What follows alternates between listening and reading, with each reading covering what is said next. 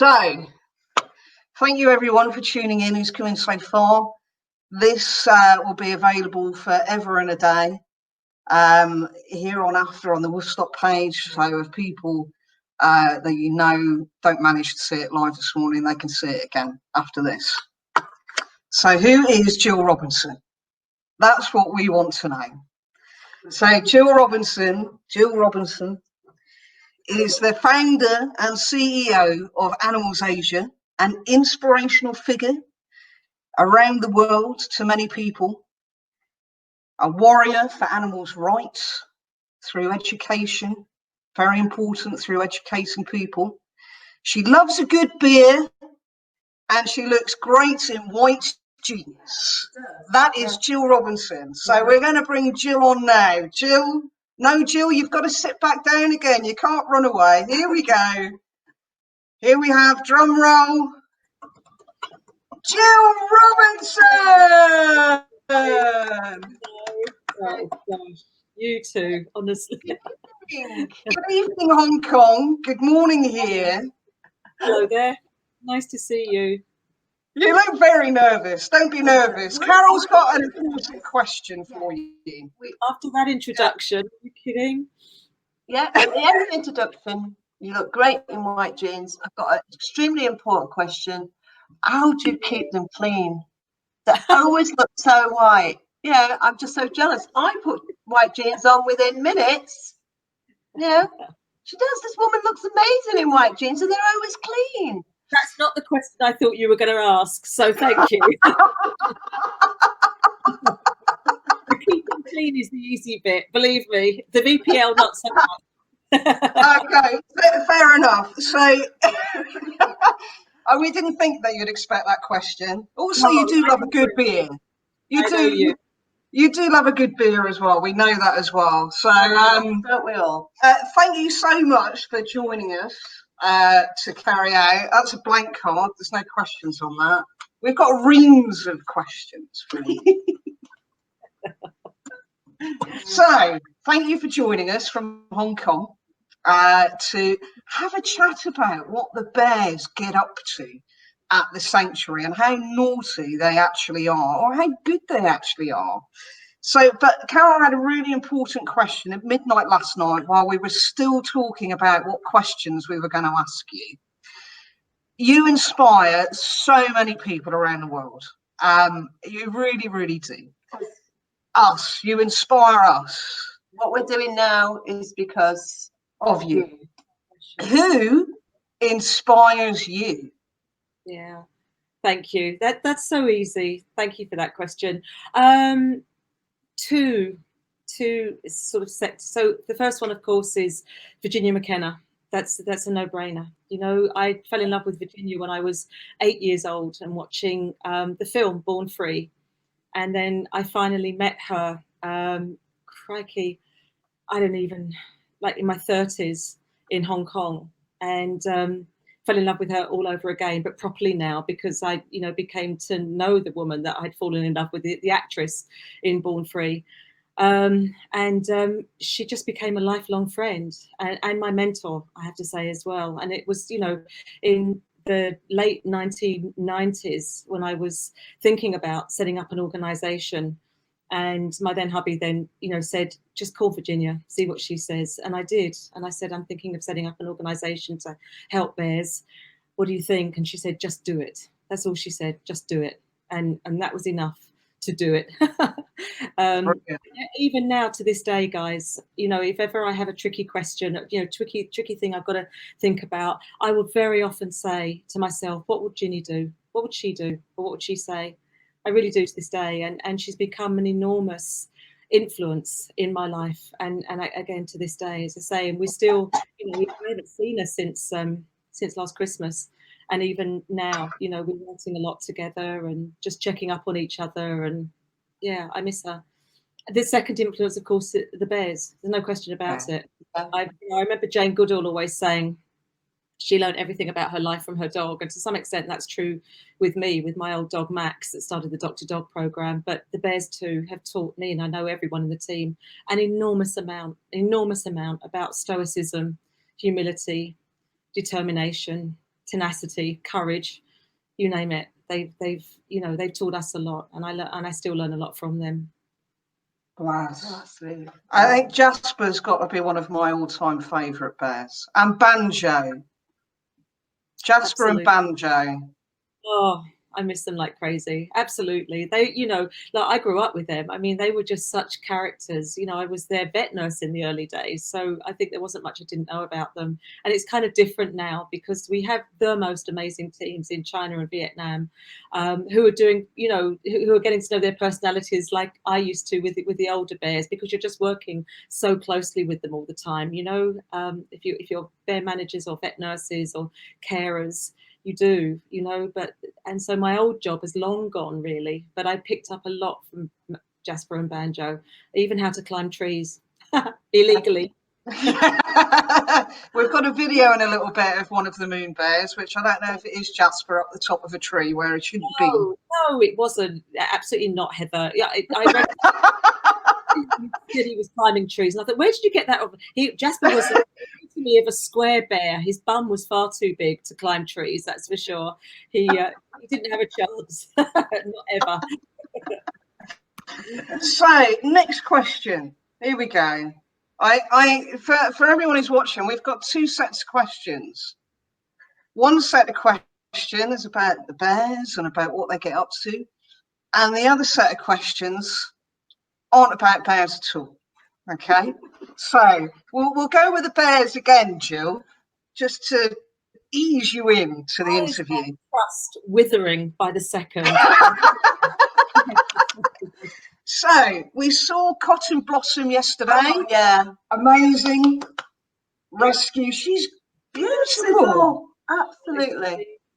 Isn't she? It's amazing to watch, because you go live and your staff are just there's just so the energy, passion there, and it's just honestly, every time we say watch one, and it's just amazing to watch them bears come. Yeah. Now, Cotton Blossom, it was a very long journey for Cotton Blossom, so all the way to the sanctuary.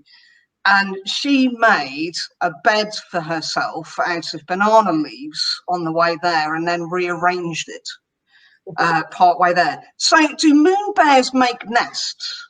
They do. They make some beautiful nests.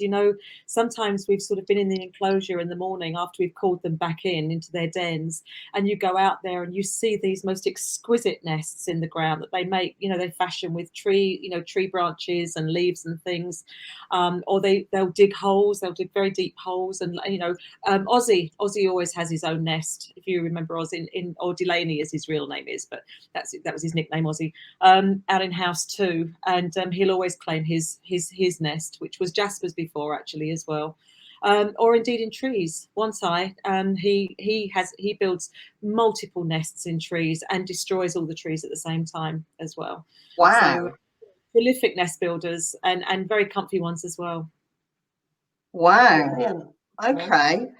I don't know if we should ask a question from the left or the right now.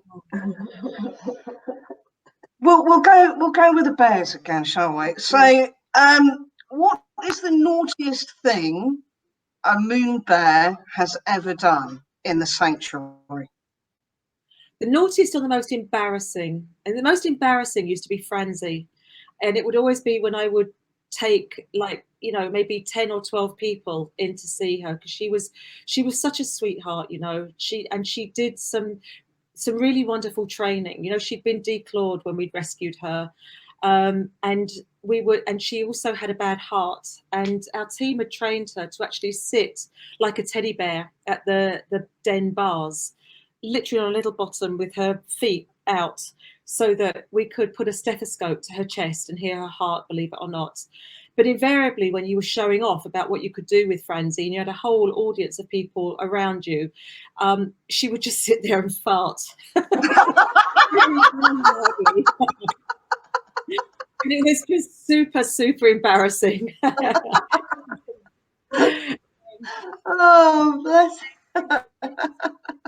to do such funny things.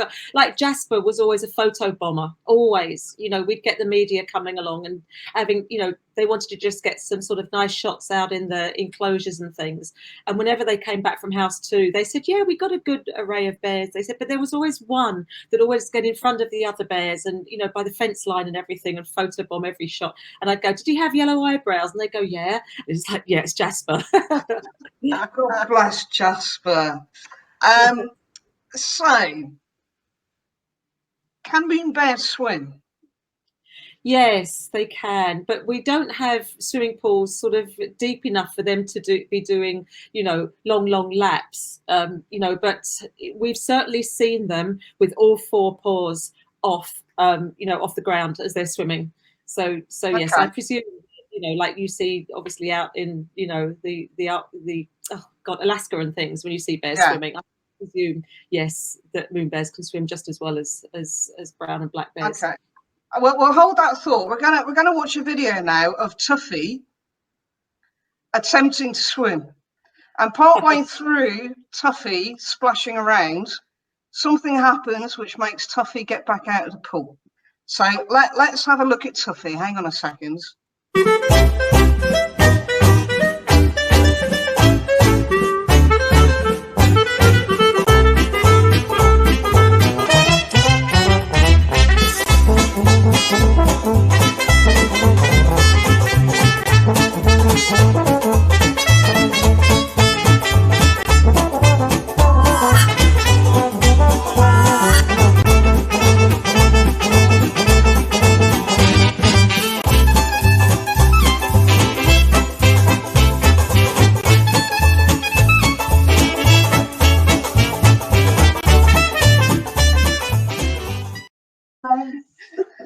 Yeah. Oh,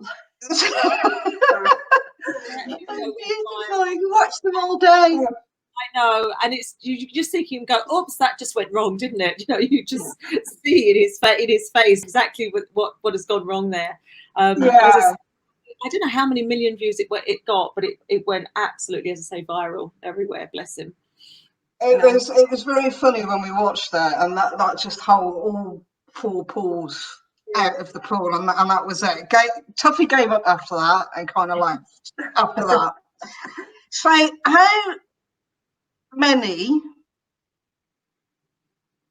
Oh, that's a strange. We're not going to ask that question yet. We'll save that one. So, moon bears and sun bears. You've got sun bears as well. We're going to show a video shortly of some sun bear cubs. So, do moon bears and sun bears get on? They're very different looking bears. We don't mix them, Heather. We don't mix them. You know, I've been to a bear park in China where they've had sun bears and moon bears together. And they've sort of had like 20 moon bears in one enclosure with about 2 sun bears. And sun bears are about half the size of moon bears, but they are, I think it's safe to say, twice as feisty as well.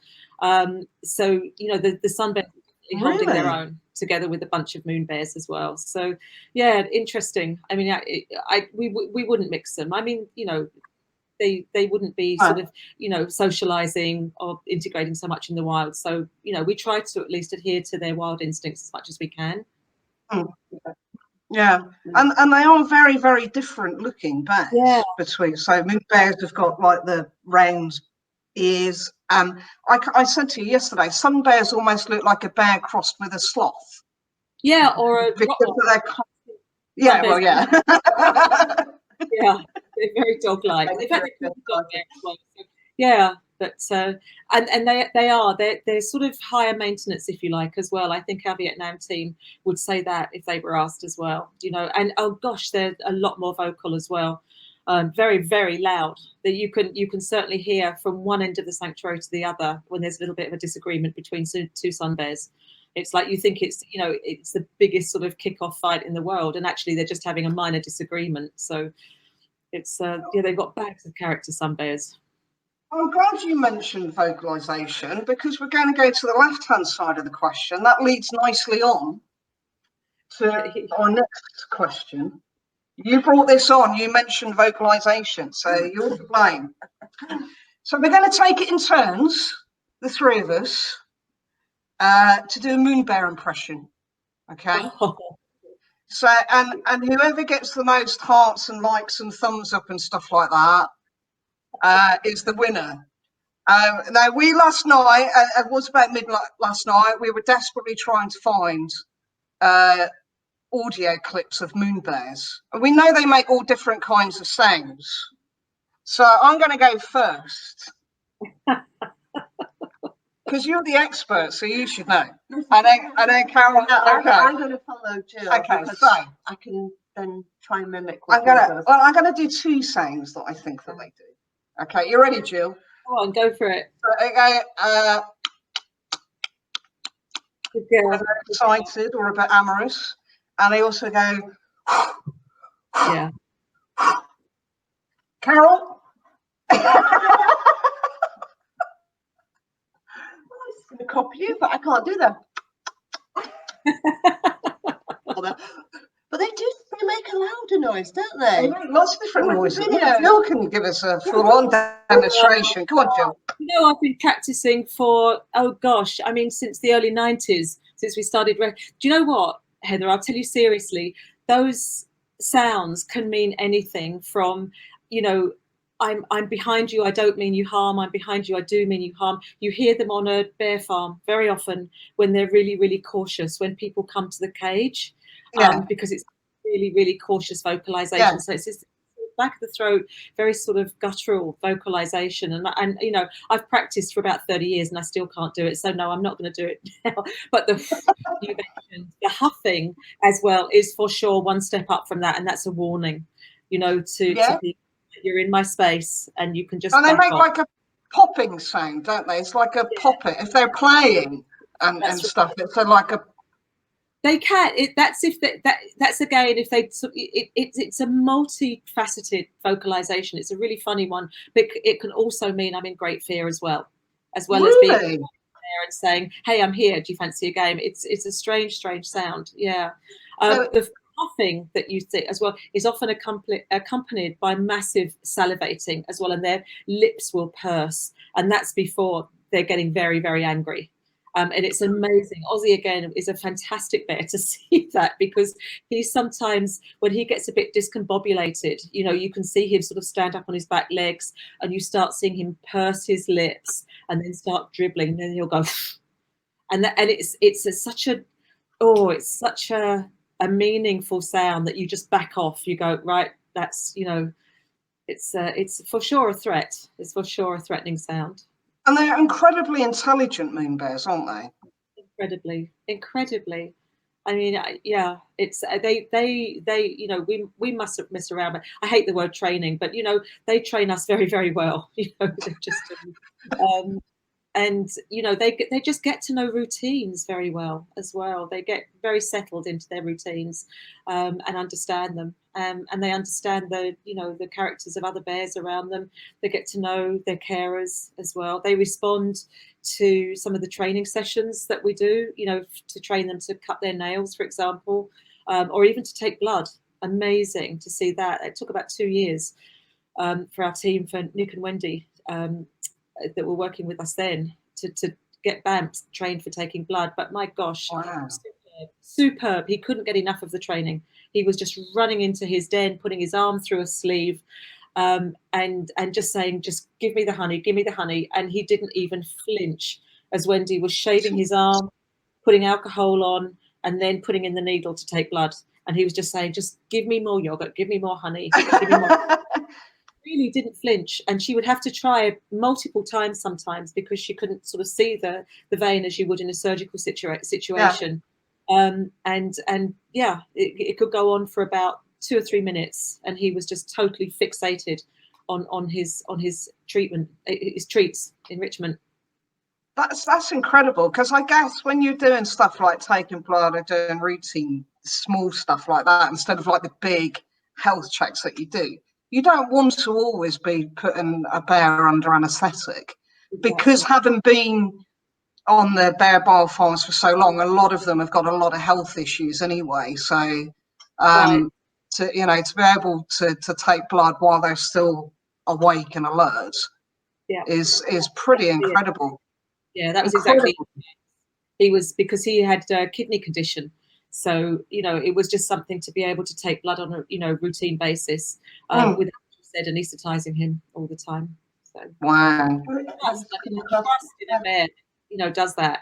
And the cage training guys as well, you know, that's another real development of trust, I think. I mean, you imagine for a bear that's been caged for anything up to 30 years on a farm, and then, you know, how do we get them to the hospital? You don't put a collar and lead on them like, you know, like you would with a dog. You've got to get them used to the cages again. So it's really, you know, multiple disciplines of positive reinforcement the whole time, and ultimately they just and actually I should say as well, after they've had their health check, after they've gone into the training cage, had their health check, gone back to their den, then you immediately start cage training again, because obviously you've taken them 2 steps back, because they've gone, no, we remember getting a needle the last time, we're not going to fall for that again. So you get them back into the cage again to make it a pleasurable experience. Take them around to the hospital in a cage, do nothing to them except give them treats and treats and treats and multiple, you know, good things happening, and then just take them back again and they go, oh, that wasn't too bad, you know, put them back in their den,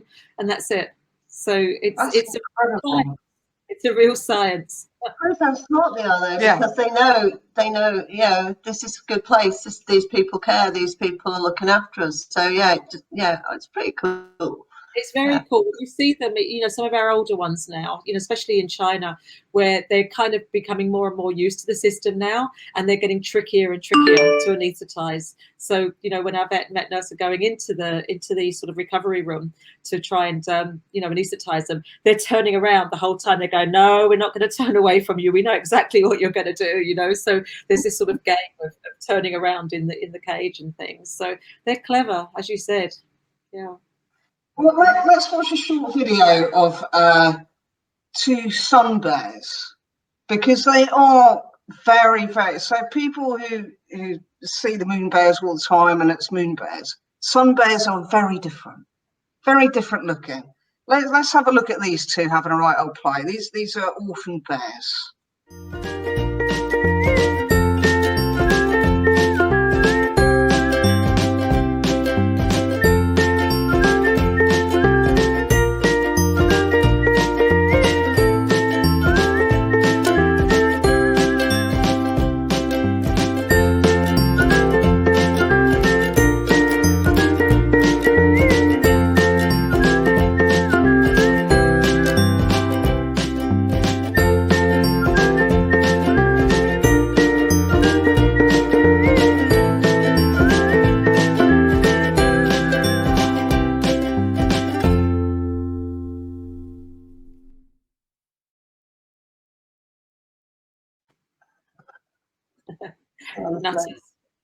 Two bears loving life. I was saying today, if I worked over with you guys, I'd be getting told off all the time, because I'd just be staring. I'd just be watching the bears all the time. You just watch them for hours. That's the best thing you can do to understand them and know them, every individual character that they have. That's why our team are so amazing, because they do observations all the time, you know, just to pick up subtle differences in their behavior that might mean that something's a little bit wrong, you know. So it's I always say they have the best job in the world, but I just adore them. They are, but in both countries they are just superb, really. What they don't know, you know, it's not worth knowing, to be honest. They just delve into the bears' heads and completely, you know, understand the minutiae of their characters. Wonderful. Yeah. So moon bears, obviously, a lot of people, or most people, know that they get used for bear bile in the bear bile trade. But how did you end up with sun bears as well then? How did you end up with rescuing sun bears? Do they get used at all? Yeah, absolutely. I mean, they do, you know, in Vietnam. So we haven't got them in China. We had one sun bear in China, but she died moonlight. And so all of the sun bears now are in Vietnam. And yes, they've either been used, you know, for the bile trade or as pets, you know, multiple reasons really. But and you know, I think again, the intelligence of these bears that you just were saying, of sun bears. Murphy, we call our Mensa bear, or I call him our Mensa bear. It's a wonderful film. I don't know if you're showing that, but anyway, it's you can see him. He's trying to get a toy that's tied up on the platform, and you can see that he just wants to get the toy so he can play with it on the ground. And he figures out how to untie the knot. And you can see him, like when he's got the last strand of the knot, he's not even looking at it anymore, even though it's still sort of fixed on the platform, because he knows the knot has been untied. So then you see him just pulling down the string. And I just think that whole, process in his head of this is a knot and this is how I untie it is just superb. It just blows me away every time I see that video. It's incredible, isn't it? It's incredible. So moon bears, they form friendships with each other at the sanctuary. They do. Sorry. No, you carry on. No, I was just going to say they form bear bundles of play. Often the boys, and you see them sort of rolling helter-skelter, turning somersaults out in the enclosure. It's just wonderful. And for a species that's not supposed to be social in the wild, it's just wonderful to see them forming literally lifelong friendships. Some of them, like the girls, we've had groups of girls before that get together very closely. We've called the knitting circle before. And it was like they're gossiping about all the bears around them, and they would warn all the other bears that came close to them. It's like they were sort of three old grannies saying, "Bugger off, get out of my way." Just doing the knitting, and they just make you laugh all the time, because you can just put that your own characteristic, if you like, in them. And especially like at night time as well, we've seen 3 bears in the same hanging basket bed, especially in the winter. Wow. Where they get up warm and cozy together. And again, Rupert and Francie, if you remember me talking about them years ago, Francie used to use Rupert like a hot water bottle, just in the winter. And then she'd discard him in the early sort of, when the weather got a bit warmer. And then spring came along and she'd feel a bit flirty. So she was back with him again. And then by the summer, she'd had enough, and she was terrible. This closeness, it was all on her terms and nothing else. Wow. Well, we were very fortunate. So nearly 2 years ago, we got married, and we got a phone call from Joe, the UK director for Animals Asia, who said, "We've got amazing news for you," and you very kindly allowed us to name a bear, who we named Woofstock, of course. Yeah. I'm going to put a picture up of Woofstock because he is just incredible. Isn't he beautiful? Isn't he? Really, he's just like his ninja bear. I'm so sorry I didn't get there. I wanted to get to your way. I hear it was absolutely beautiful. Joe and the team said it was the best wedding they had ever been to.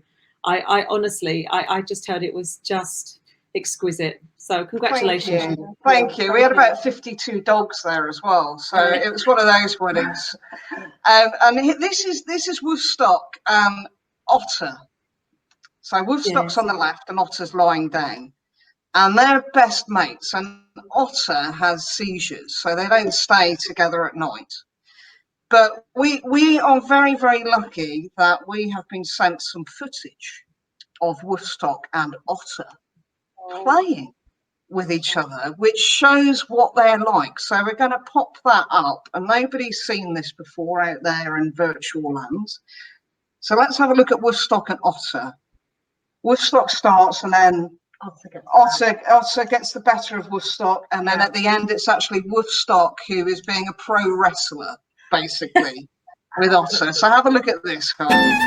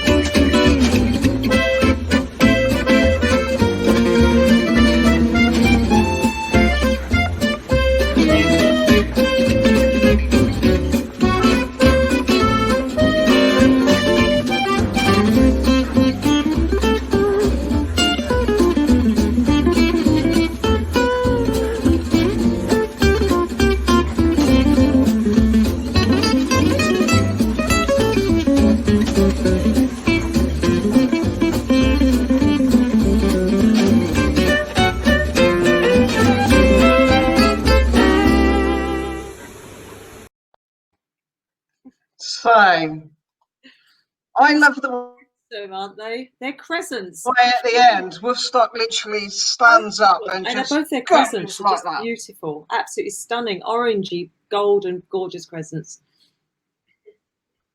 Yeah.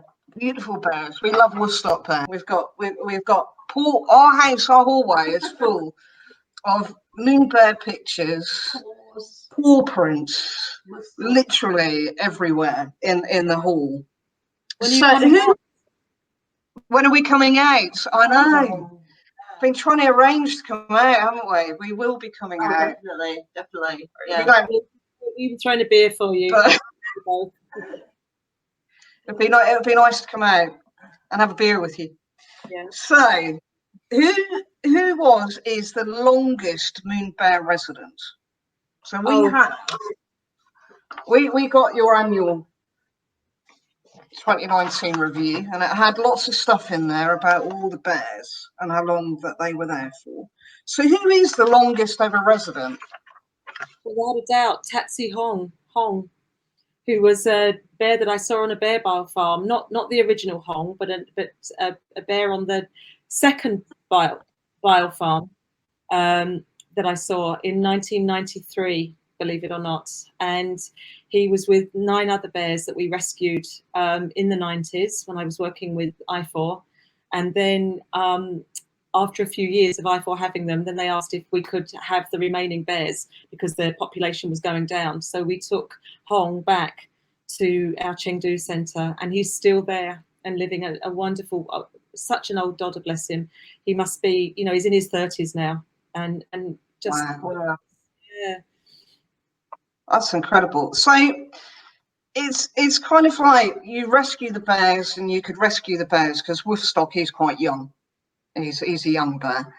And then they could be 30, 40 years lifespan of a moon bear. So then you could have 20 plus years of caring for the bears at the sanctuary, with if they've got the health problems, paying for the staff, and doing all of that. So fundraising is huge for you guys to be able to do that. How has the recent pandemic kind of affected your ability to fundraise? Because I guess, like with us, we're not doing Woodstock this year, and I guess people haven't been able to go out. So it must be a huge impact on you. And moving food around, I guess, as well. Everything changed, Heather. Everything changed, like everything changed for every single person in the world, virtually. In the early days, I remember in the early days, do you remember I was doing some videos from Chengdu around Chinese New Year, and we were driving around barren streets with no cars and all the shops shut up, and everybody around the going, oh my gosh, take care, it must be so awful for everybody. And then bam, weeks later, you guys are in exactly the same position, everything in the world was. And every, the food that we were getting shot through the roof, or we couldn't get it. Cabbages even went up like 4 times. The medication for the bears, again, we were struggling to really find it. And when we could find it, the prices were exorbitant.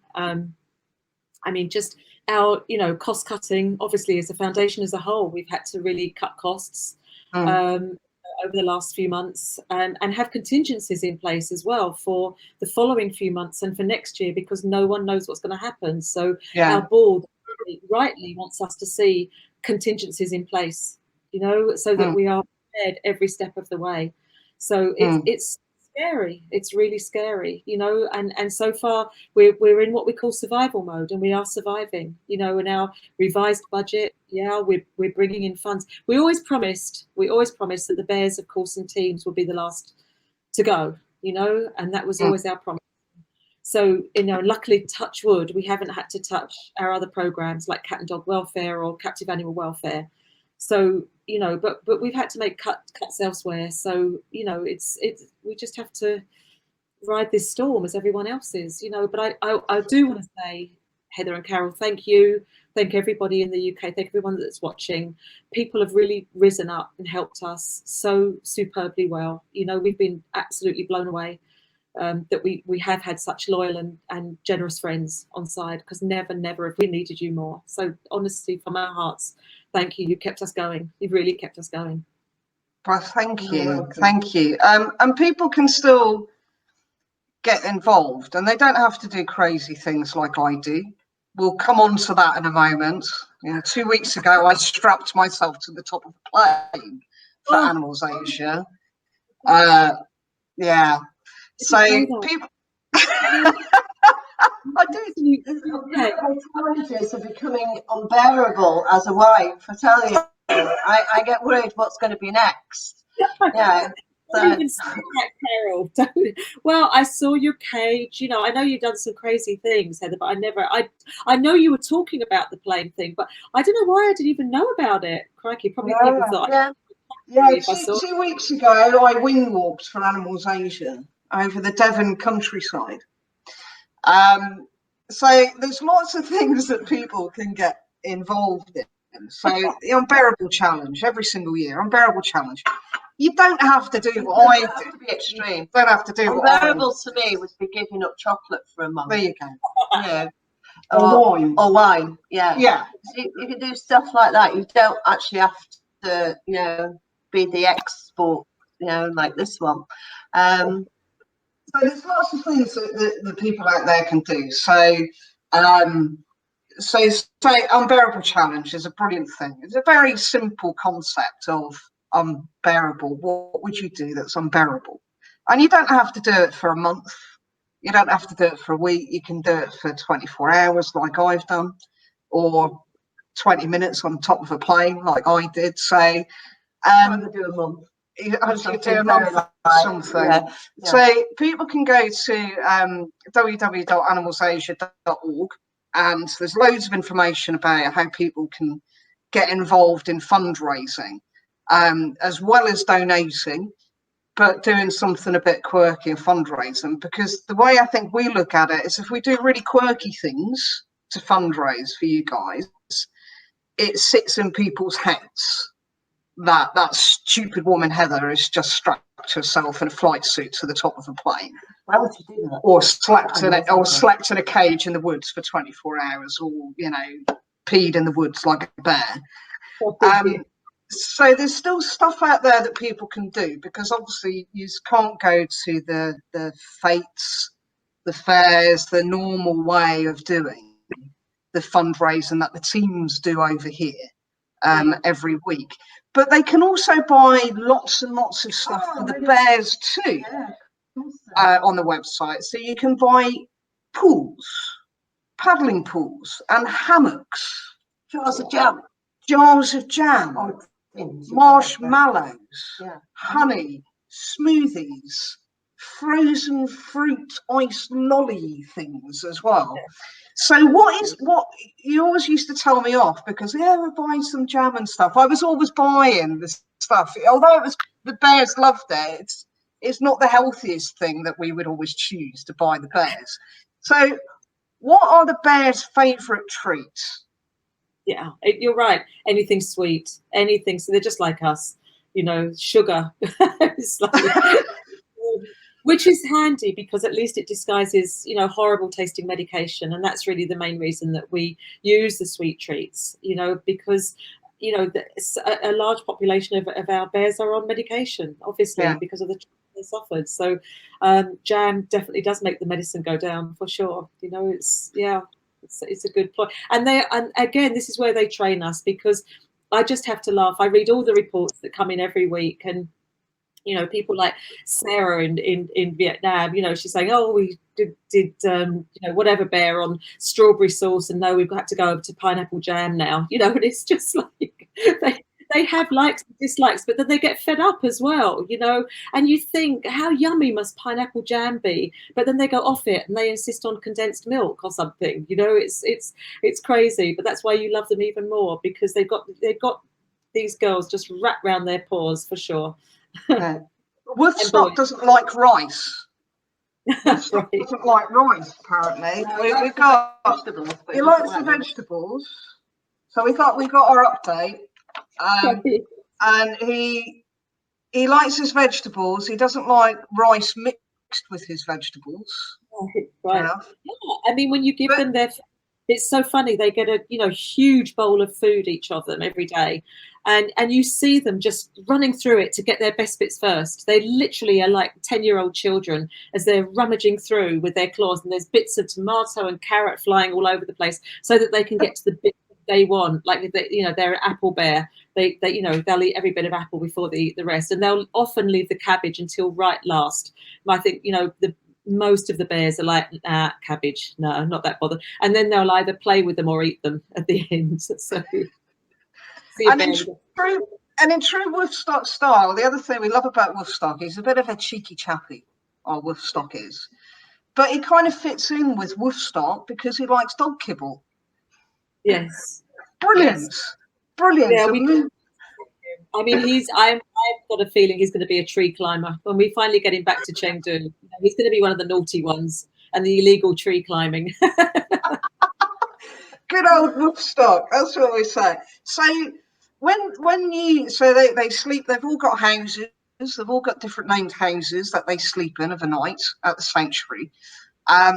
So before they come back out into their amazing kind of like dream park sanctuary, do you do enrichment treatments in there? So they've got to find stuff in the outdoor enclosures? Oh.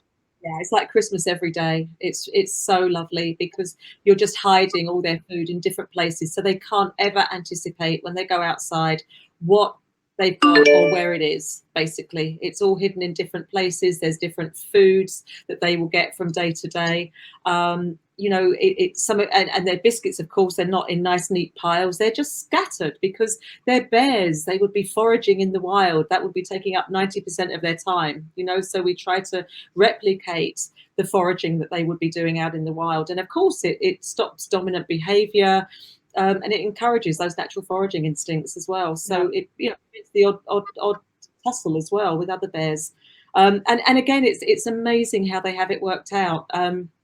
I don't know why I keep talking about Ozzy, but he makes me laugh as well because he will always go for the lower treats first of all. So all the treats are hidden. They could be really high up, and the bears have got to work to get them. And Ozzy will always go for the lower treats, and he knows he's the tallest bear. That once he's got all the low ones, the low hanging fruit, then he can go and get the high fruit. And the bears can't get it. So naughty Ozzy, clever Ozzy. Clever. Absolutely. Yeah. How tall are moon bears? And is it true that they're one of the only bears that can walk quite a long distance on their back legs? Yeah, they can. It's called bipedal walking, and they can. And that's sadly, very sadly, why they're used in circuses in this neck. Yeah. Because Banjo, if you remember, guys, we used to call him the penguin because he would walk for long distances on his back legs. Ridiculous. Yeah. So what was the first bit of the question? I've forgotten. How tall, when they stand up, how tall can they be? Oh gosh, I mean, way over 6 feet. The taller bears, again, like Ozzy with his long legs, but or the other end of the spectrum, bless them, the Munchkins in Vietnam in the little toy bear house. They're like little guinea pigs coming out. Their legs are about that big. And so they're about 2 foot off the ground when they stand up. So A bit like me then. I don't know that for anyone else. It's a really nice. I know if Heidi is what she would say. It's one of our favourite enclosures. I mean, we named it deliberately the little toy bear house. These little munchkins, they just go running out, as I say, like little guinea pigs, and they're just gorgeous. They've got bags of character as well, but their tummies are almost grazing the ground, because they're so low slung. But they're funny. You'll see them when you come. Bless them. So what is a typical day like for a moon bear at the sanctuary? What kind of typical thing do they, from the minute they wake, do they have to be woken up? They're usually, the staff will go in about 8 o'clock, so they'll do the medications and thing first. So sometimes you've got some lazy ones, especially in winter, of course, when they're really sort of sluggish and dormant. So they're all still snoozing in their beds. But they know it's medicine time, so they'll have their meds. The staff will go out and enrich the enclosures. The night before, they'd have cleaned up, you know, a lot of the poo and stuff, because a bear really does do that in the woods by quite a high degree. And so they make sure the enclosure is clean, enrich it, put out their toys and things, and then, you know, give them meds and then let them outside. And of course, they'll be, because it's all scattered, they'll be foraging for quite a long time out there in the enclosure, and you can see they're just so food obsessed. They're just all running in different directions, you know, just trying to, you know, get what's out there. And once their tummies are full, then it's either snooze time or playtime, you know, depending on sort of the age and the mobility of the bears. And it's just, and that's it. I mean, for the rest of the day, you know, they come back in for more enrichment. They, you know, they'll have more friends to play with, more socializing, and they get called in at 5 o'clock. Do they just come back? Will they just come back in? Again, you know, they know when that, you know, when the whistle goes, or, you know, they get the recall, they know that something delicious is in the den. So it's going to be something special that they don't get out in the enclosures. So they know it's worth getting on big chubby bottoms to come into the dens at night, and that keeps them safe. So, yeah. But there was a bear. There was a bear. It sounds like I'm about to start a poem or something. There was a bear. I can't remember its name. His name. Its name. Or his name. 9 years old. Smart. Right. Smart used to hide. Yeah, apparently. yeah. And it'd take forever for the team to actually try and find Smart, for Smart to come back in. So they are.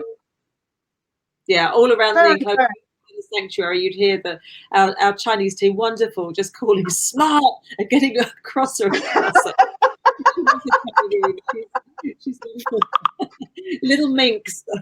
They go conveniently deaf like dogs. You know, exactly the same thing. If they don't, and you know, there's nothing you can do if you can't get a bear in at night. Well, that's so be it. You just leave them out in the enclosure. You leave a den open, one den open, and you invariably find the next morning that they've migrated back inside, because they're waiting for their breakfast. You know, so that's funny. Well, let's have another quick video of the bears playing, just to show that they actually, moon bears do actually play with each other. Hang on a second.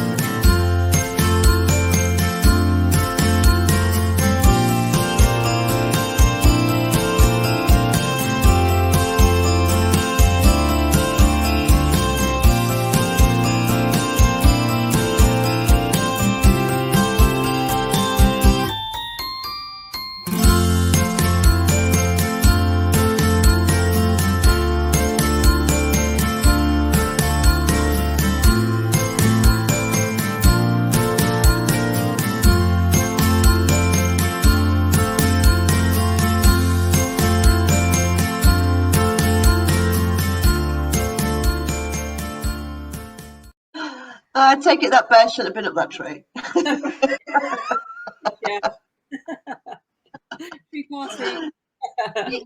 You could watch them for hours, couldn't you? They are just so playful, and they just the simplest thing just keeps them amused. They're having so much fun. I could just watch it for hours and hours. Maybe I can come and get a job and just write down what watch and just stand there and watch them constantly. Yeah, exactly. Absolutely. I love the way that they can just turn somersaults because they can. You know, they just do it like no one's watching, and they'll turn a full and complete somersault.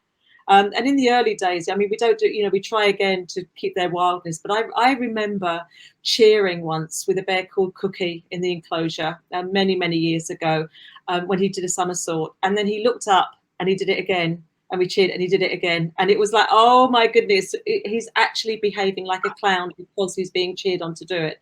And as I say, we don't quite do that now. But difficult not to when you see them, as you say, getting mischief. Yeah. And there was some of the bears in the short film were amputee bears as well. So Are they bears that may have been captured in the wild and in traps to then be moved on to the bear bar farm? Yeah, that was Harley you saw with his 3 back leg missing as well, which is even harder on their mobility when the back leg's gone as well. But gosh, he puts on a spurt when he wants, you know, he did. I mean, he's passed now, but he put on a spurt when he wanted to. But yeah, that's being illegally caught in the wild. Yeah. It's very sad, isn't it? That, you know, but you know, it's kind of, when you look at you and me over the years, I've had many conversations when I've been struggling with, you know, images and putting stuff together. But when you look at that and you go, these bears went from the most horrendous conditions of utter human cruelty to larking about with a bit of sackcloth at the sanctuary. And animals, all animals are very, very forgiving creatures, something that us humans could learn a lot from. And it's really heartwarming. So I've got better now, which is probably the wrong terminology, when I get sent things or somebody reaches out to us and says, you know, I think there's a problem with the cruelty case, and you see the pictures and stuff, you know, can you help? So I've learned to kind of adjust myself with your help over the years. But how do you do it? How do you manage to, because you see the most horrendous things, to kind of put the shutters down and deal with the matter in hand? Carol can't. I can't. It's in my head. I see a vision and that's it. I want to help and I can't help, so then I just literally, so you know, but I'm getting better. But you know, Carol, I completely agree with you. I mean, I feel the most helpless when I watch a video about something I can't help with, and it just traumatizes me so badly when someone sends in a video and says you need to see this, you know, and you're not there. You're just watching this suffering so badly. I have to really psych myself up to do it. But I think with the bears, and I think the team would agree with me, because you're there being able to do something, it really empowers you to just get on with the job, you know, and your heart's breaking rescuing them, and you're trying to sort of, you know, put your vibes through to these animals, saying it's going to be okay. And of course you can't, because they just hate you. They, you know, they can't tell the difference between you and a farmer that's hurt them, and you know, so they're lashing out in all directions, and it's horribly traumatic, I think, for everybody. But if you stay with it, you just start to see their personalities just come out. You know, it can take days, you know, or it can take months, but you know, for the bears it takes days. You just see the light come on in their eyes, and they just realize that they're not going to be hurt anymore. And especially true is when you obviously can take their pain away, you know, so immediately you know, as quickly as we can, if we know that they've got sort of horrible pathology, we're going in there and, you know, dealing with their teeth and their hearts and their eyes and their mobility and their gallbladders, you know, everything else that has been affected. It's as long as we can take the pain away, then suddenly the trust starts coming back again. And food, always food. And food. I mean, you started this 21 years ago. Am I right to say? Is it 21, or are we now 22 years? And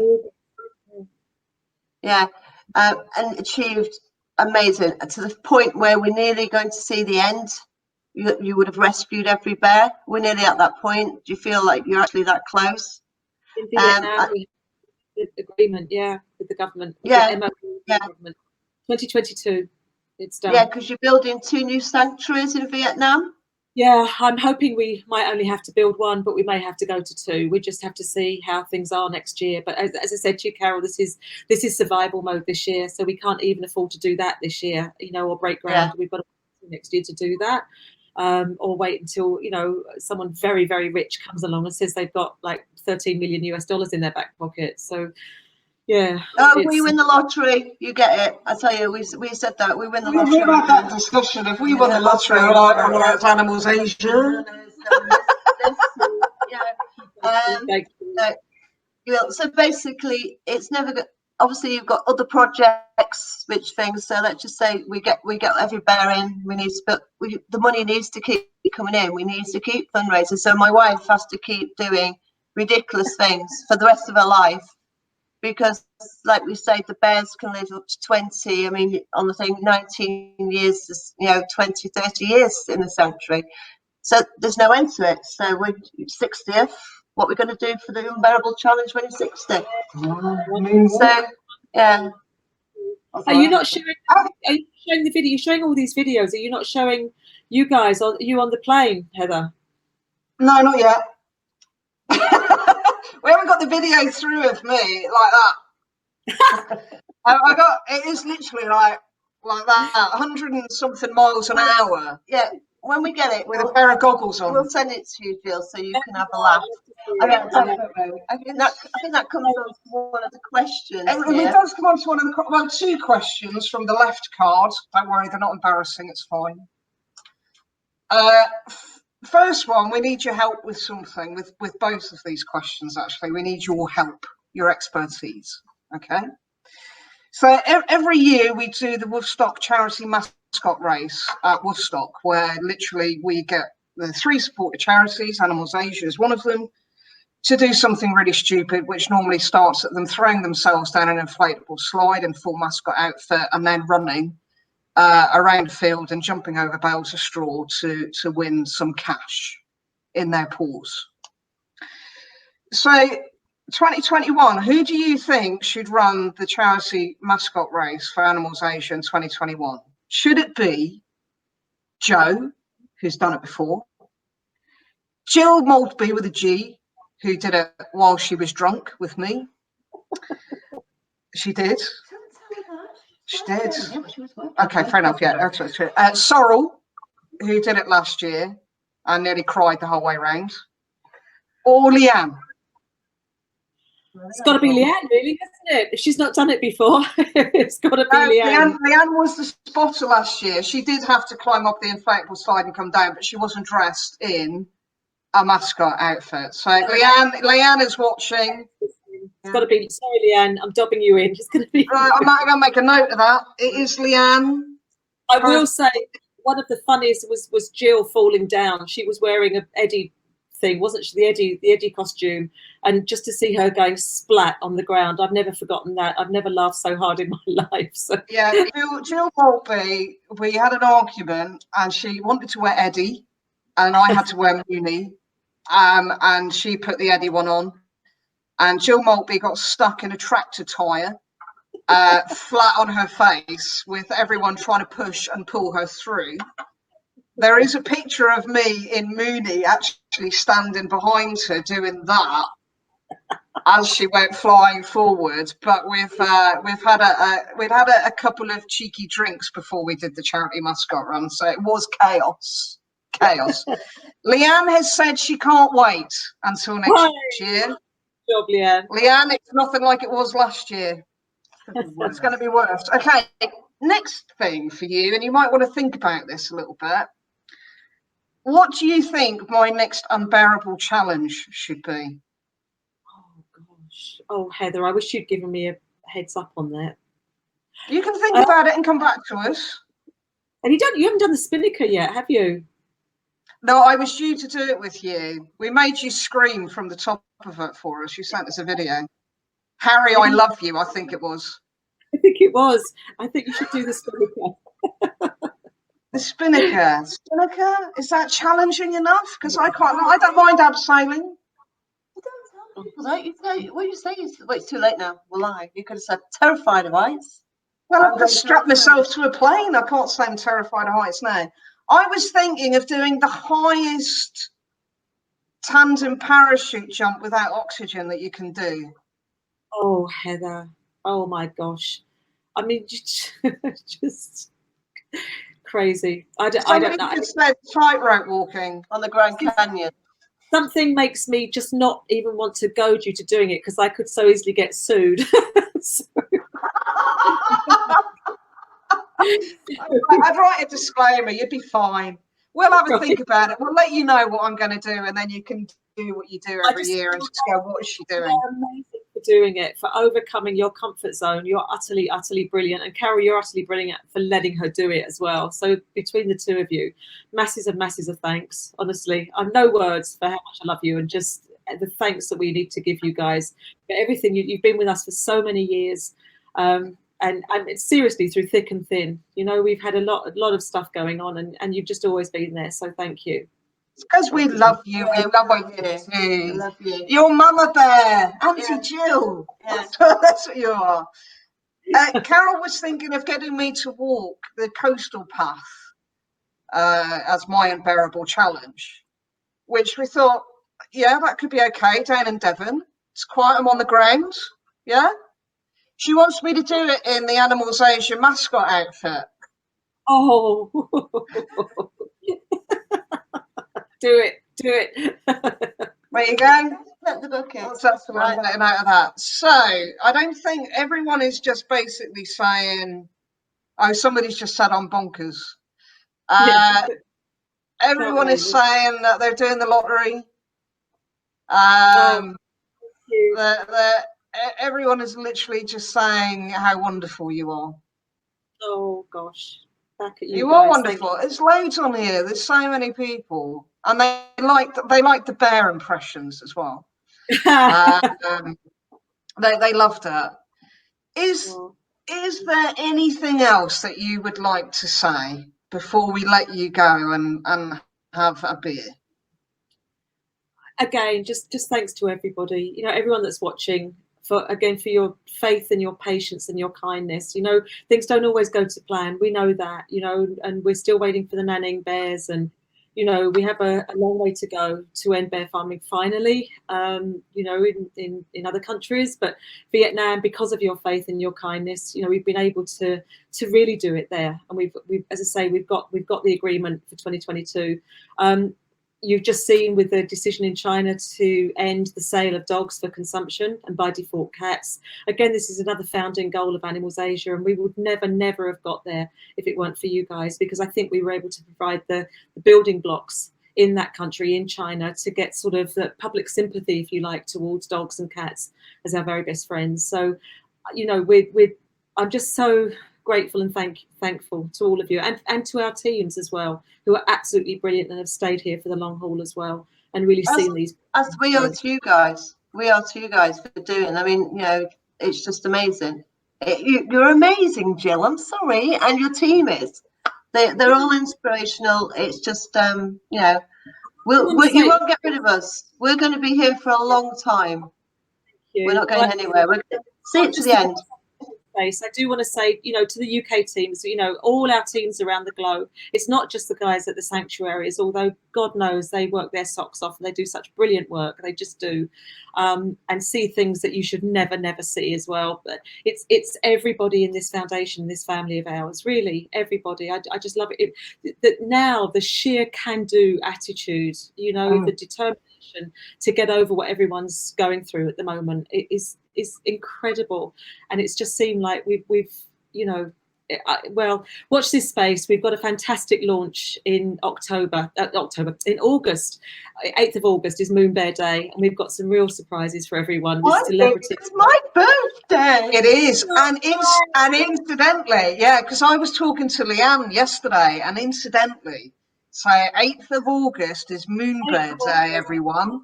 And that's when we rounded 898, all the lucky 8s and the 9s in China. Can you believe a auspicious day? There isn't one.